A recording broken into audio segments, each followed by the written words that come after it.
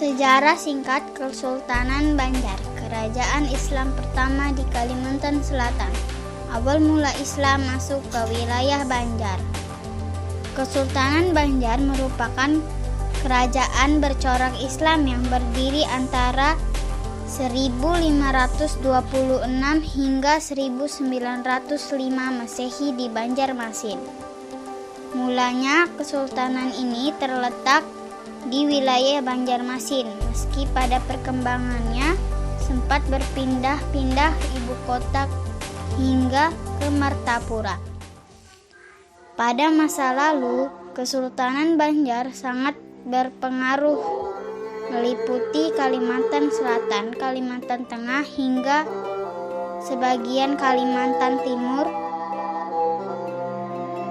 Keberadaan kesultanan ini juga memiliki pengaruh kultural yang mendalam terhadap sendi-sendi kehidupan masyarakat Banjar.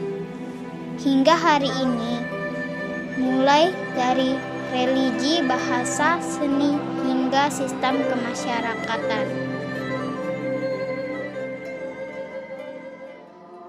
Didirikan oleh Pangeran Samudra, pewaris negara Daha yang lari ke Banjarmasin. Pada akhir abad ke-15, Kalimantan Selatan masih di bawah pimpinan Kerajaan Daha. Pada masa pemerintahan Raja Sukarama, Raja keempat, terjadi konflik perebutan tahta negara Daha antara dua orang anaknya, yaitu Pangeran Mangkubumi dan Pangeran Tumenggung. Namun Raja Sukarama justru berwasiat agar kelak penggantian tahtanya ialah Pangeran Samudra, anak dari Putri Galuh. Terlanjur berambisi menjadi penguasa, Pangeran Tumenggung tidak terima dengan wasiat tersebut. Ia sangat memusuhi Pangeran Samudra. Merasa keselamatannya terancam, Pangeran Samudra kemudian memilih meninggalkan istana dan menyamar menjadi nelayan di pesisir pantai Serapat, Kuin, Belandian, dan Banjar. Ketika Pangeran Samudra telah dewasa, ia bertemu dengan Patih Masih, seorang penguasa Bandar yang telah memeluk Islam. Setelah berunding dengan Patih Balit, Patih Balitung, dan Patih Kuin, mereka bersepakat mengangkat Pangeran Samudra menjadi Raja Banjar pada tahun 1526 di Banjarmasin.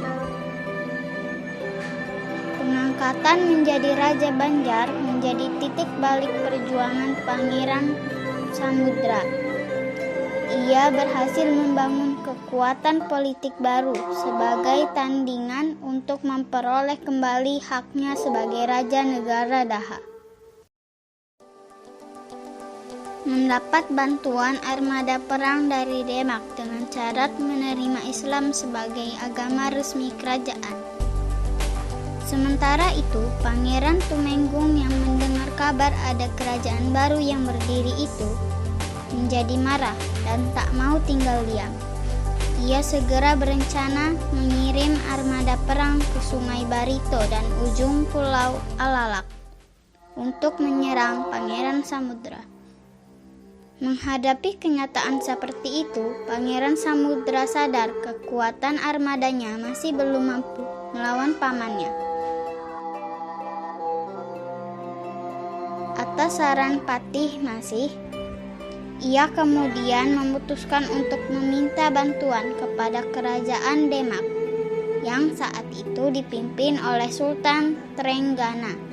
Kerajaan Demak mau membantu dengan syarat Raja Banjar beserta rakyatnya bersedia memeluk agama Islam.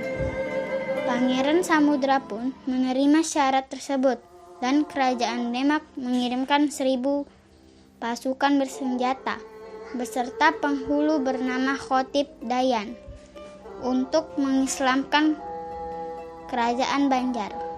Dengan bantuan tersebut, kerajaan Daha dapat dikalahkan dan Pangeran Tumenggung mengakui Pangeran Samudra sebagai Raja Banjar.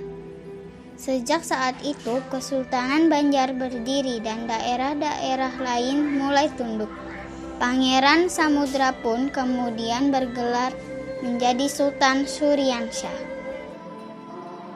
Banjarmasin, ibu kota Kesultanan Banjar, berkembang menjadi bandar perdagangan yang besar. Banjarmasin yang saat itu merupakan ibu kota kerajaan berkembang menjadi bandar perdagangan yang besar. Didukung letaknya yang strategis serta sumber daya alam yang sangat kaya, membuat para pedagang dari berbagai suku datang untuk mencari barang dagangan. Mulai dari lada hitam, rotan, damar, emas, intan, madu, dan kulit binatang. Khususnya lada hitam yang saat itu memiliki nilai tinggi di pasaran internasional. Bermula dari hubungan dagang, Belanda turut campur Kesultanan Banjar. Nama Banjarmasin mulai masyhur. Belanda pun mulai mengirimkan ekspedisi untuk menjalin hubungan dagang dengan Kesultanan Banjar. Pada tahun 1603 Masehi, sayang kesan buruk yang diterima pedagang Banjar membuat usaha Belanda itu gagal. Belanda menjadi sangat berambisi untuk menjalin hubungan dagang dan menguasai Kesultanan Banjar. Berkali-kali ekspedisi yang dikirimkan Belanda pada tahun 1606 dan 1612 selalu gagal menjalin hubungan dagang. Meski Belanda sempat berhasil meluluh lantakkan pusat pemerintahan Kesultanan Banjar hingga harus memindahkan ibu kotanya ke Martapura. Ambisi Belanda mulai menemukan titik temu ketika terjadi konflik perebutan tahta antara Pangeran Aminullah Hamidullah. Melihat peluang untuk menanamkan pengaruh, Belanda mendekati Sultan Tamjidillah I untuk memberi bantuan. Berkatnya Sultan Tamjidillah I berhasil membuat Pangeran Aminullah keluar dari istana Banjar. Atas bantuan dan jasanya, Belanda membuat Sultan Tamjidillah I menandatangani perjanjian perdagangan lada hitam pada tahun 1747 Masehi dan mendirikan kota di Tabanium. Dihapuskan secara sepihak oleh pemerintah kolonial Hindia Belanda pada 11 Juni 1860. Seiring dengan semakin kuatnya cengkraman kekuasaan pemerintah kolonial Hindia Belanda di Istana Banjar, serta konflik perebutan kekuasaan antara Pangeran Hidayatullah dan Pangeran Tamjidillah, membuat Belanda memiliki celah untuk menghapuskan kesultanan ini secara sepihak pada 11 Juni 1860. Namun, karena ditopang semangat perlawanan dari Pangeran Antasari dan Sultan Muhammad Seman, kesultanan ini mampu bertahan hingga 1905 Masehi.